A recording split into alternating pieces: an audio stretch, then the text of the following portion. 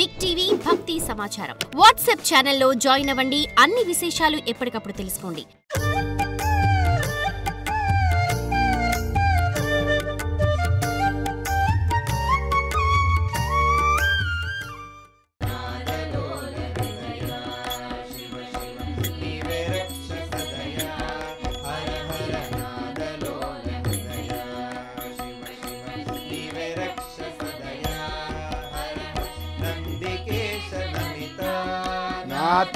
वीरभद्र रूपा शंकर नंदिकेश नमिता नाथ वीरभद्र रूपा शंकर शमदा दमदा शुभदा सुखदा शमदा दमदा शुभदा सुखदा परमा पशुपा विमला विजय परमा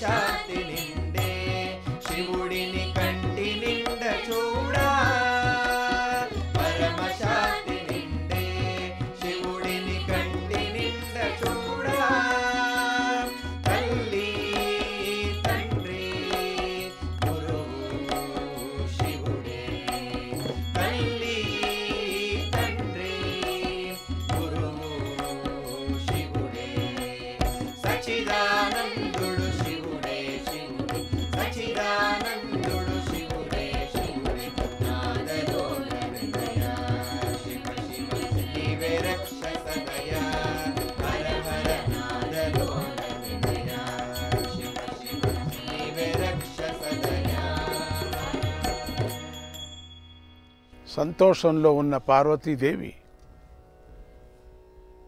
రావణుని పిలుపులు విని చాలా జాలిపడి అతన్ని పిలిపించి వరాలిమ్మని శివుణ్ణి ప్రార్థించింది. చాలా బాధపడుతున్నాడు, చాలా పిలుస్తున్నాడు. రావణాసుని పిలిపించి తొందరగా వరాలు ఇచ్చేసేయండి అని శివుణ్ణి ప్రార్థించింది అమ్మవారు. శివుడు అలాగేనని రావణాసురుణ్ణి పిలిపించాడు. చాలా కాలంగా తపస్సు చేస్తున్నందువల్ల మంచి తాపసి వేషంలో ఉండి బ్రహ్మ వర్చస్సు తుణికిలాడసాగుతున్నది. ఆ తుణికిలాడుతున్నటువంటి రావణాసురుణ్ణి చూసేసరికి పార్వతీదేవికి చాలా సంతోషమై, ఇతడు బ్రహ్మదేవుడి మనుముడు గదా, పులస్య బ్రహ్మ పుత్రుడు కదా, ఇతడే మనకు బ్రహ్మత్వం వహిస్తే బాగుండు కదా అన్నది. రావణాసురుని చూసి మహాబ్రహ్మ వర్చస్సు, చాలా అద్భుతమైనటువంటి తేజస్సు, బ్రహ్మ మనవుడు, పులస్య కొడుకు కాబట్టి, ఈ పౌలస్య మహాముని కొడుకు కాబట్టి ఈతనికి మన గృహప్రవేశానికి బ్రహ్మత్వానికి చెప్పవచ్చు అని అడిగింది. అప్పుడు శివుడు అన్నాడు, వద్దులే మనమే చేసుకుందాంలే. లేదు రావణాసురునే పిలిచాలా. సరే అయింది. శివుడు చెప్పాడు, నీ ఇష్ట ప్రకారమే కానీ, ఏం చేస్తావు, నీ ఇష్ట ప్రకారంగా కానీ అన్నాడు.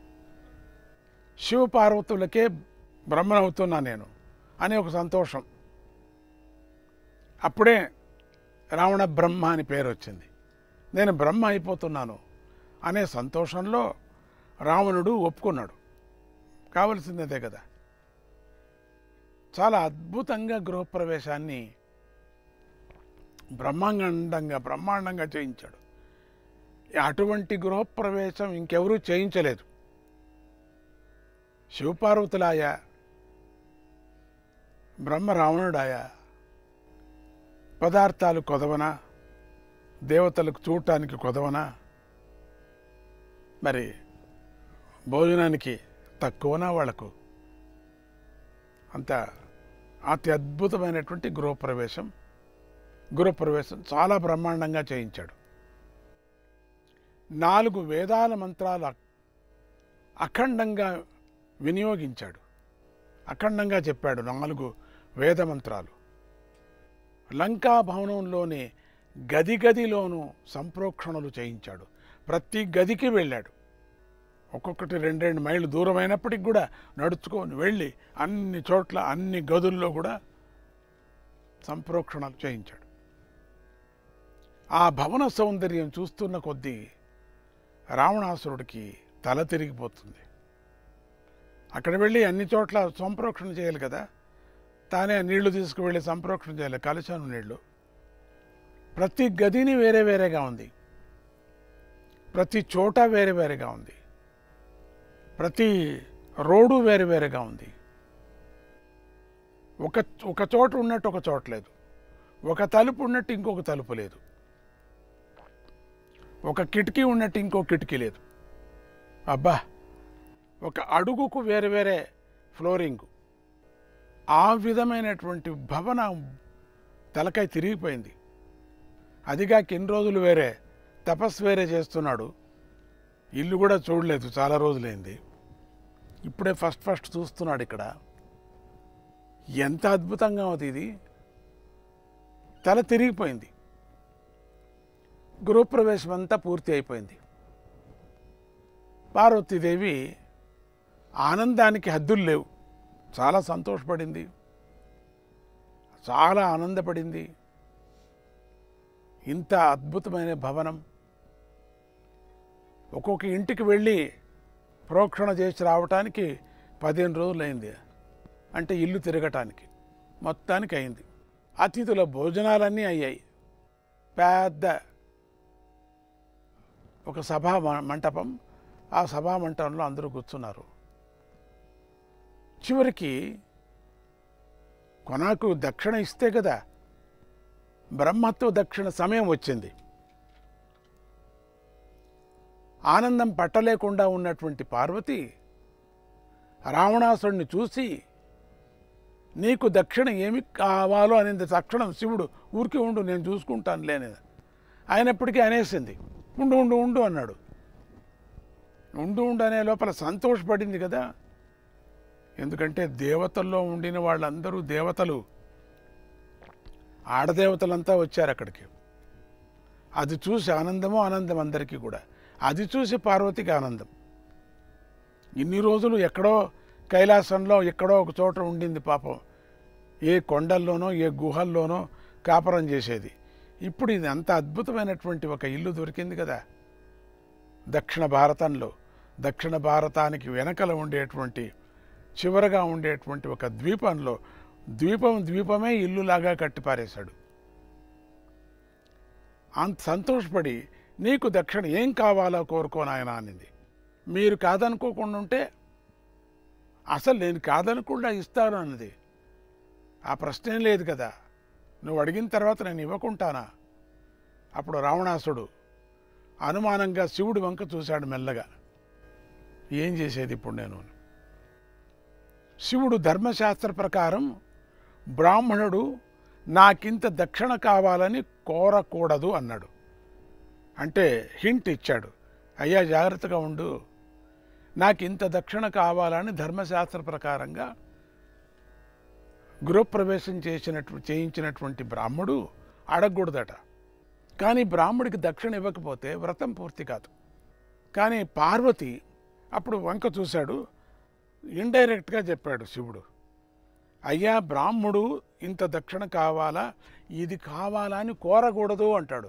ఎందుకంటే అర్థమైపోయింది, ఈవిడ నోరు జారేసింది. పార్వతికి ఎంత చెప్పినా వినుకోకుండా నోరు జారింది. అదే సందు అని చెప్పేసి వాడి మనసు అర్థమైపోయింది శివుడికి. అందుకని శివుడు చక్కని అనేశాడు, అయ్యా ఏది ఇటువంటిదే కావాలని కోరకూడదు, జాగ్రత్తగా ఉండు అన్నాడు. కానీ పార్వతి నేను కోరమన్నాను కనుక తప్పులేదు అన్నది. ఓహో, జోరుగా ఉంది ఈవిడ. నేను కదా చెప్పింది, నేను కోరమన్నాను కాబట్టి బ్రాహ్మణుడు అడిగేదానికి తప్పలేదు, దానికి ఎదురు మాట లేదు అంటూనే శివుడు అనుకున్నాడు, మన కర్మ ఏముంది, ఏం చేస్తావు, మన కర్మ శ్మశానం తప్పదు అనుకున్నాడు. కోరుకోమన్నాను కనుక తప్పలేదన్నది. నీ ఇష్టం, ఆయన ఇష్టం, నీ ఇష్టం, ఇచ్చేదాన్ని నువ్వు పుచ్చుకునేవాడు వాడు, మధ్యలో నాకేం బోలా శంకర అనుకున్నాడు. నీ ఇష్టం అన్నాడు శివుడు. ఏమన్నా చేసుకోండి. రావణాసుడిలోనిటువంటి రాక్షసత్వం 10 తలల్లోనూ ఒక్కసారిగా విజృంభించింది. అప్పుడు ప్రారంభమైపోయింది. అంతవరకు బ్రహ్మలాగా ఉండినవాడు ఇప్పుడు రాక్షసుడైపోయాడు. మనస్సు విజృంభించింది. రాక్షసు అంటే కామం, కామం అంటే కోరికలు, విపరీతమైన కోరికలు, కామ వాంఛన, విపరీతమైన కోరికలతో. అమ్మా మాట ఇచ్చారు కదా మీరు అని అంటాడు. ఈ లంకా భవనమే నాకు దక్షిణగా కావాలని కోరుకుంటున్నాను, ఆ పైన నీదయ అన్నాడు. ఇంకేం నీదయ, మాటలు కదా వీళ్ళందరికీ కూడా, 2 మాటలు లేదు కదా వీళ్ళకి, మాట తప్పేవాళ్ళు కదా. ఈవిడ ఇచ్చేది ఆయన తీసుకునేవాడు. ఈ భవనమే నాకు కావాలా, ఈ లంకా పట్టణం అంతా నాకే కావాలా, తర్వాత నీ దయ తల్లి, ఇంకేమిటి దయ అక్కడ.